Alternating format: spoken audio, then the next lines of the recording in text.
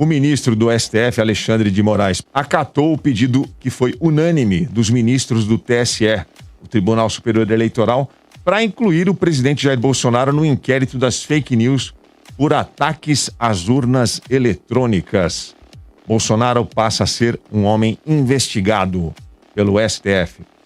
Após a sua inclusão no inquérito, o Bolsonaro, claro, não podia reagir de outra forma. Ele procurou o seu canal oficial de comunicação, né, Vitorino? E falou, mais uma vez, contra o sistema eleitoral, de novo, gerando desconfiança sobre as urnas eletrônicas, mas pela primeira vez ele falou em agir fora da Constituição. Isso ele já faz hoje. Não muda nada. O que ele está fazendo fora da Constituição, caros colegas? Quando você usa os canais da Presidência da República para ficar se autopromovendo, é agir fora da Constituição. Artigo 37 da Constituição. Só olha lá, toda comunicação de governo deve ser impessoal. Então, isso ele já faz. Bem observado, Vitorino. Não, inclusive, o pessoal tá achando que o processo do STF é o problema. Eu posso afirmar aqui, não vai dar em nada. O processo do STF não vai dar em nada. Sabe por quê? Porque precisa de 2/3 da Câmara para você fazer um ato de investigação contra o presidente da República. Quando ele coloca o Ciro Nogueira na Casa Civil dele, é disso que ele está se blindando. Aí o que pode dar algum BO? O processo do TSE. Porque o TSE é independente do STF. O TSE pode investigar o presidente por improbidade. Aí o uso da máquina pública para autopromoção pode ser pego no TSE. E olha só que bacana, sabe o que dá isso? Cassação e ineligibilidade. Ou seja, o processo do TSE... Cassação do Bolsonaro ou da chapa? Do Bolsonaro, porque ele está usando a máquina pública de forma indevida. Leiam as palavras do Barroso. Ele fala sobre o uso de canais de comunicação, sobre abuso de poder político. Então, quando o TSE define e condena, caros colegas, aí não tem Câmara. Ele fica inelegível e ponto final. É disso que ele tem medo, por isso que ele tá batendo no Barroso. Ele não tá batendo no STF. Ele sabe que no STF não vai dar em nada. Olha só, aspas do Bolsonaro de ontem. Esse inquérito não tem qualquer embasamento jurídico. Ele está dentro das 4 linhas da Constituição? Não está. Então, o antídoto para isso também não é dentro das 4 linhas da Constituição. Pois é a primeira vez que o Bolsonaro fala em... Ele sempre fala, não, eu trabalho, eu atuo dentro das 4 linhas da Constituição. Ontem, pela primeira vez, ele falou que não. O que me preocupa, basicamente, é o seguinte, nós vivemos numa república, e uma república se baseia nos teus 3 poderes, executivo, legislativo, judiciário. O executivo é isso aí que a gente está descrevendo no momento. Agora, quando as outras 2 pernas, né, quando o legislativo está absolutamente acomodado, para não dizer comprado, e o judiciário está acossado, está jogado contra as cordas, é o que aparenta, porque nós tivemos agora pela primeira vez uma reação um pouco mais, né, de um degrau acima daquele que era sempre colocado, sempre escalonado diante dessas ameaças do Bolsonaro. Agora, pela primeira vez, nós temos um membro do STF falando em bom português, batendo com o pau na mesa e dizendo a que veio. E falando, peraí, vamos botar ordem nesse troço aqui. Mas ainda é muito pouco. E eu não vejo ainda muita margem de manobra para o judiciário agir contra esses arroubos autoritários do Bolsonaro. Então é muito complicado, porque a República está em risco. A partir do momento que os 3 poderes estão conflitando, é a República que se desmorona. Eu não enxergo hoje um golpe no estilo 1964, outros levantes que a gente teve do Exército. A minha preocupação é muito séria no sentido de uma convulsão social. Porque, assim, vamos traçar um paralelo no que a gente viu agora há pouco tempo nos Estados Unidos. Nós tivemos lá 4 mortos, pessoas invadindo o Capitólio, acho que 4 ou 5 mortos, se eu não estiver enganado aqui. Essas pessoas invadindo, a polícia tendo que agir, enfim. E lá a gente não tinha o quadro que a gente tinha aqui no Brasil, né? A gente não tinha, por exemplo, lá o Exército, figuras do Exército apoiando o presidente, fazendo declarações, né? Quando essas figuras do Exército, das Forças Armadas, são proibidas de fazer, então aqui eles estão violando, inclusive, a lei, né? Fazendo declarações de apoio. A gente tem, por exemplo, o aliciamento, a quebra da hierarquia das polícias militares nos estados, o Bolsonaro aliciando policiais militares. A gente já viu gente sendo presa porque levantou a bandeirinha lá contra o Bolsonaro na passeata. Então, esse tipo de manifestação me preocupa, porque a gente não sabe o que vai rolar depois de anunciado o resultado das eleições do ano que vem, qual vai ser o comportamento dessas pessoas. Então, daí, para ter manifestação em frente ao STF, gente querendo gente invadindo, polícia reagindo, os manifestantes atirando contra, sabe, foram 4 mortos nos Estados Unidos. Se aqui tiverem um ou mais mortos, de quem é essa culpa? Quem leva essa culpa? Quem paga por isso? É o presidente Bolsonaro, que hoje está atiçando essas pessoas a se voltarem contra a lei. Assim, a lei está sendo cumprida, quem foi eleito e assumiu.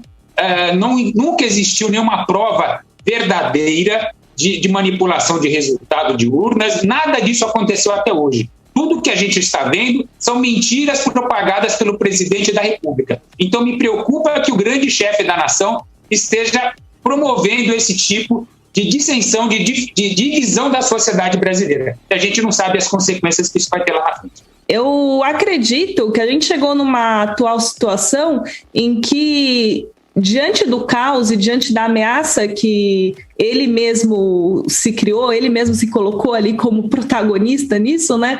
O Bolsonaro não tem mais como recuar. Ele chegou numa situação que é insustentável e que não tem mais como daqui para frente ele retornar para uma posição mais moderada no governo, nas falas ou em qualquer âmbito, em qualquer área que ele atue. Então, essa reação dele de comentar, né, de agir fora da Constituição não me surpreende. Hoje ele retrocedeu, o que mostra um pouco a estratégia dele, né? Ele cria o caos e depois ele retrocede um pouco, porque hoje a fala dele foi o seguinte, a hora dele, Moraes, vai chegar. Porque ele está jogando fora das 4 linhas da Constituição há muito tempo. Não pretendo sair das 4 linhas para questionar essas autoridades, mas acredito que o momento está chegando. Ou seja, primeiro ele cria o caos, acena para a base dele, cria mais polarização e tudo mais, depois ele volta para uma linha mais, não moderada, né? Não dá para dizer moderação quando se fala de Bolsonaro, mas é uma linha, enfim, desmente o que ele mesmo falou, né? Não dá para entender, mas eu acho que pode estar, sim, se criando um perigo para 2022, principalmente por uma insurgência aí de apoiadores dele, pessoas mais crentes, né, nisso tudo que ele está falando e que, de fato, vai levar a ferro e fogo. A Yolanda falando, tá me lembrando, vocês lembram de um quadro humorístico que tinha um baixinho que falava no orelhão? E aí ele falava as piores coisas no orelhão. Quando vinha um forte chegar nele, ele falou, não, rapaz, tô aqui só falando no orelhão, não era com você, não. Você lembra disso, Yolanda? Canarinho na Praça é Nossa. Você falando tá me lembrando disso. Bolsonaro é o novo canarinho. É o novo canarinho. Ele primeiro canta pra base, enfim, cria fake news, postagens. Se você for no Twitter de qualquer bolsominion, hoje o que está sendo compartilhado é isso, né? Ataques contra o Moraes, ataques contra o STF, e muito com base nas falas dele. Mas depois ele dá uma retroagida, sabe? Então ele não sustenta o que ele fala, essa é a verdade. Agora você vê o perigo do que ele está falando. A hora do Moraes vai chegar, né? O Barroso me chamou de mentiroso, isso não vai ficar assim. Olha o perigo desse tipo de insinuação, de fala de um presidente. Como é que você fala assim, a hora do Moraes vai chegar? O que ele quer dizer com isso, que a hora do Moraes vai chegar? O que significa isso, Bolsonaro? O que você quer dizer com isso? Se aparece um maluco aí amanhã fazendo alguma coisa, de quem é a culpa? Será que o presidente não está incitando essas pessoas?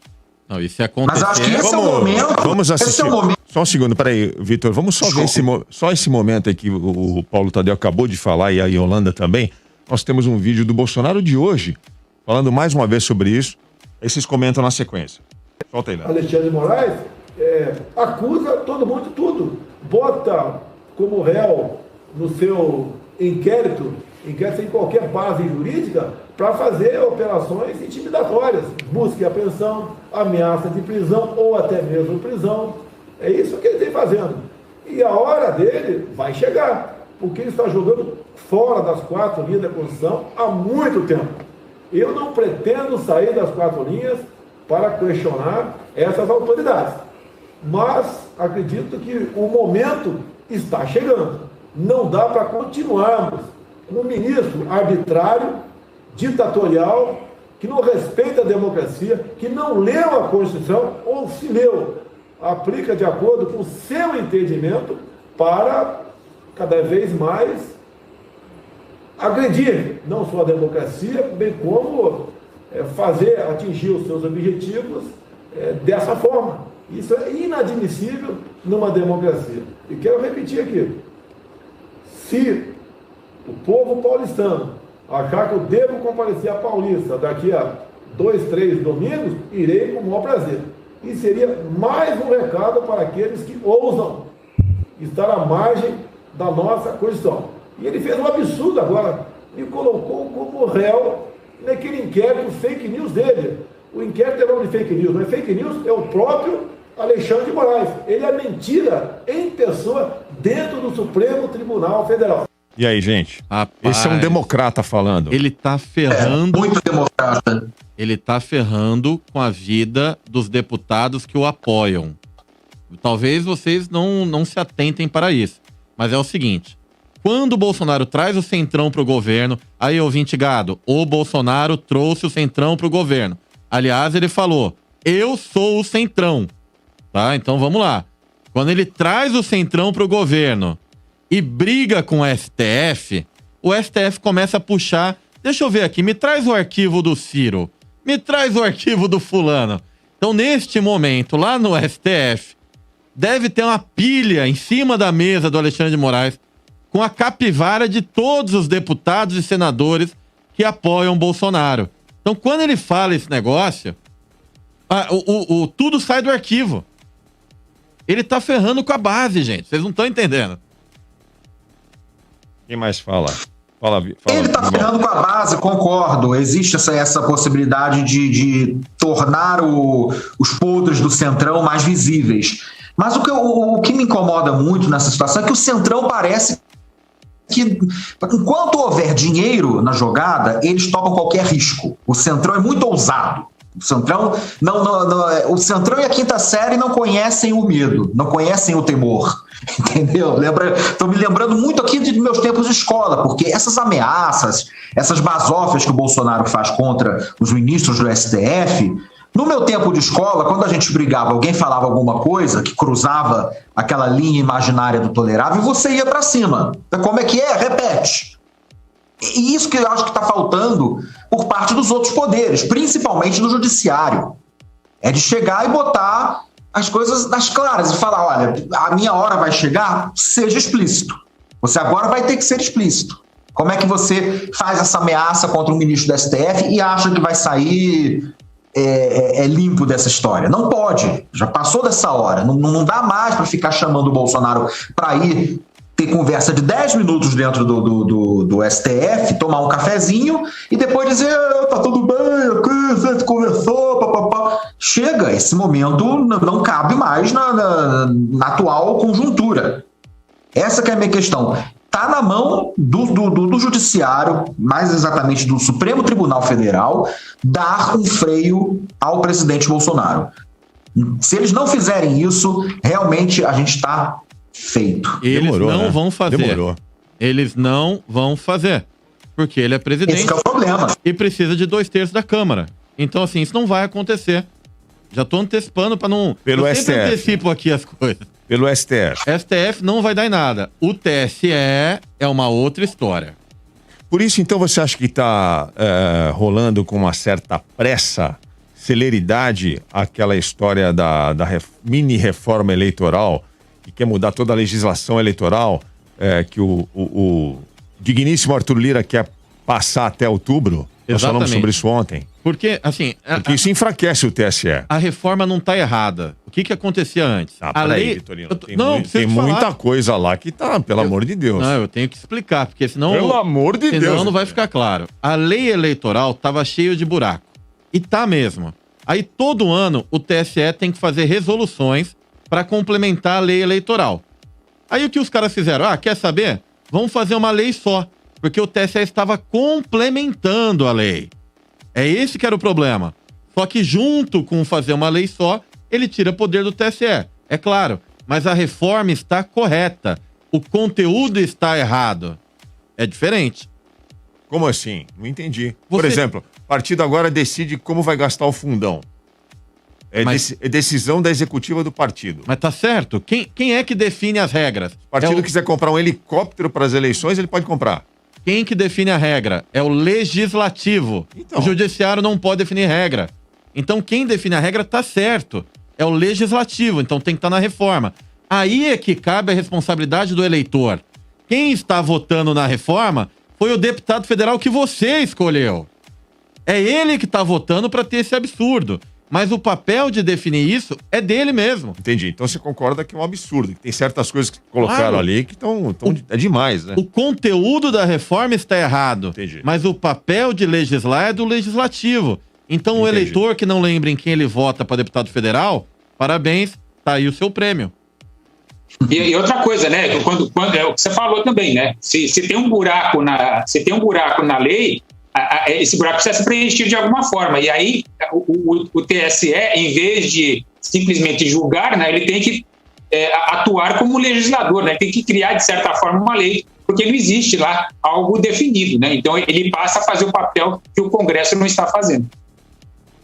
É isso aí. Olha só, na mesma transmissão, o presidente Bolsonaro voltou a atacar o sistema de votação brasileiro, a urna eletrônica. Ele estava acompanhado dessa vez do deputado federal Felipe Barros, que é do PSL do Paraná. E aí eles usaram um inquérito de 2018 da Polícia Federal que apurou uma invasão hacker ao sistema do TSE. Vocês devem lembrar disso, isso aconteceu, isso foi noticiado amplamente pela mídia. Na época, isso aconteceu, essa notícia ela surgiu depois das eleições de 2018. Um hacker invadiu o sistema do TSE e tal. E tudo foi devidamente explicado, deram a devida dimensão para essa invasão hacker que aconteceu. O que foi? O cara entrou no sistema do Tribunal Superior Eleitoral, mas era no setor administrativo. Não houve um impacto sobre as eleições. Ele não chegou a entrar em nenhuma urna eletrônica foi violada por hacker nenhum, isso nunca aconteceu.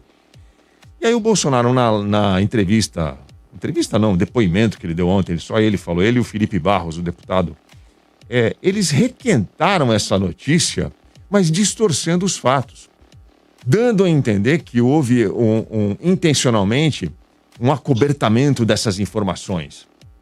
Olha lá, o TSE estava escondendo isso aqui, foi invadido, o TSE foi invadido sim por um hacker e isso aí teria, dando a entender que eles teriam alterado de alguma forma o resultado das eleições.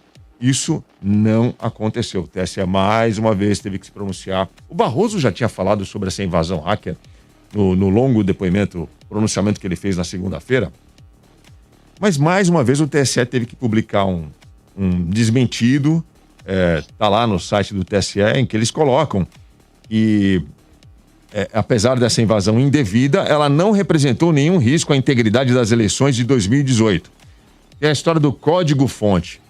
O deputado Felipe Barros, ali do lado do Bolsonaro, não, porque o TSE, o hacker teve acesso ao código-fonte. Aí o TSE informou de novo ontem. Várias pessoas podem ter acesso ao código-fonte. Os partidos políticos têm acesso ao código-fonte.